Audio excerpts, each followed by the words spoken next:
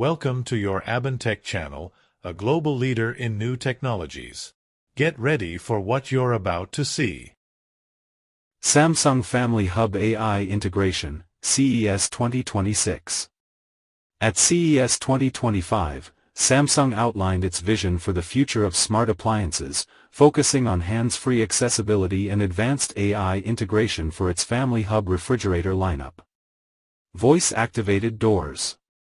The standout feature of this announcement is the introduction of fully automated door control. Through a software update, users can now open and close the refrigerator using simple voice commands. The doors open to a full 90-degree angle, allowing complete access to the interior without physical contact. Designed to improve kitchen ergonomics, this feature is particularly useful when hands are full or for users with limited mobility.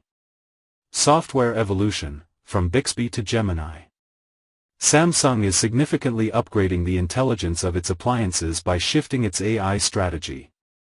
The system currently operates via Bixby, Samsung's proprietary assistant. Samsung confirmed that Google Gemini will be integrated into all Family Hub appliances in the future, bringing more sophisticated natural language processing and reasoning capabilities to the kitchen.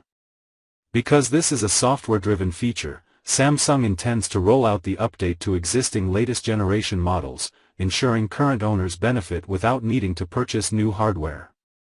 Advanced AI ecosystem. Beyond voice control, the Family Hub series continues to leverage AI for inventory management, automatic recognition of food items and expiration tracking. Smart cooking, personalized recipe suggestions based on available ingredients. User personalization, tailored experiences and profiles for different family members. Market availability.